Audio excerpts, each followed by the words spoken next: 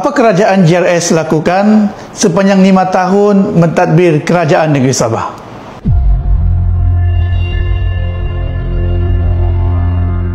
Ketika mula mengemudi Kerajaan Negeri Sabah, Kerajaan Gabungan Rakyat Sabah pimpinan Datuk Seri Panglima Haji G berdepan dengan pelbagai cabaran, antaranya Perintah Kawalan Pergerakan akibat COVID-19 sehingga Oktober tahun 2021, ketidaktentuan politik yang menyebabkan beberapa kali Perdana Menteri bertukar, dan juga kemelesetan ekonomi global negara dan juga negeri.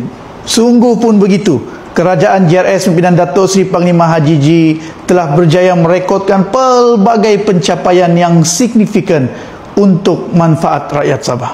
Antara yang paling signifikan ialah peningkatan kutipan hasil Kerajaan Negeri Sabah di bawah Kerajaan JRS yang merekodkan kutipan hasil tertinggi dalam sejarah mencecah 7 bilion, jauh meninggalkan kutipan sebelum ini yang hanya sekitar purata 3 hingga 4 bilion setahun. Peningkatan hasil kerajaan negeri pasti memanfaatkan rakyat Sabah. Dalam sektor pendidikan, hampir 1.3 bilion diperuntukkan oleh kerajaan negeri bagi membantu warga sekolah, pelajar dan seluruh sistem yang ada dalam sektor pendidikan.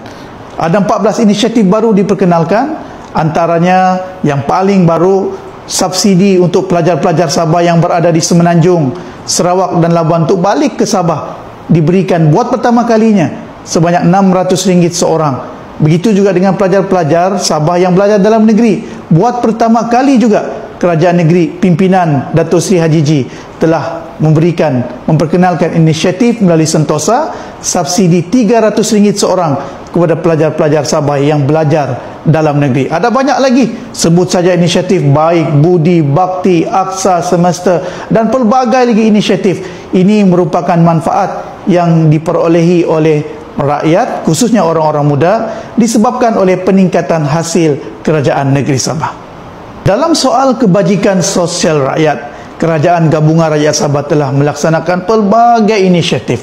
Antara yang paling signifikan adalah pelaksanaan Rumah Mesra SMJ yang dilaksanakan sejak tahun 2022. Sehingga kini, sebanyak hampir 7,500 unit rumah di seluruh negeri Sabah telah dibina oleh Kerajaan Gabungan Rakyat Sabah. Pastinya lebih ramai orang-orang susah dan yang ingin memiliki kediaman, memperolehi kediaman secara percuma melalui program Rumah Mesra SMJ. Selain itu, Kerajaan Negeri juga telah memperkenalkan satu inisiatif baru pertama kali dalam sejarah untuk membantu orang-orang susah di Sabah melalui program Sentuhan Kasih Rakyat Sabah Syukur, yang mana melalui program ini 100,000 ketua isi rumah dan isi rumah yang miskin dan miskin tegar di seluruh negeri Sabah memperolehi bantuan secara bulanan sebanyak RM300 yang akan diterima selama 12 bulan.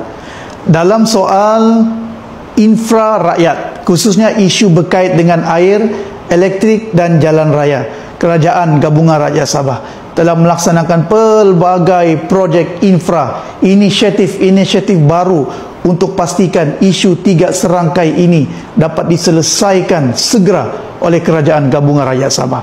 Saya telah pun membuat naik video-video menerangkan isu-isu alternatif dan ikhtiar Kerajaan Negeri Sabah untuk menyelesaikan isu air, jalan raya dan elektrik. Saudara-saudara boleh tengok melalui pautan QR Code yang tertera pada video ini. Ini hanya sebahagian daripada inisiatif, alternatif dan juga ikhtiar Kerajaan Gabungan Rakyat Sabah bagi memastikan kemaslahatan dan kesejahteraan rakyat di Sabah terbela. Ada banyak lagi, insya-Allah kita akan kongsikan dalam video-video yang akan datang. Maka rakyat Sabah, khususnya orang-orang muda, 5 tahun mendatang ini lebih banyak potensi, harapan dan peluang yang akan diperolehi oleh kita semua. Jadi, pastinya memilih Gabungan Rakyat Sabah dalam pilihan raya umum Dewan Undangan Sabah ke-17 ini adalah suatu kemestian dan kewajipan bagi memastikan pembangunan kemajuan negeri Sabah akan dapat terus dipertahankan dan direalisasikan. Rumah kita, kita jaga.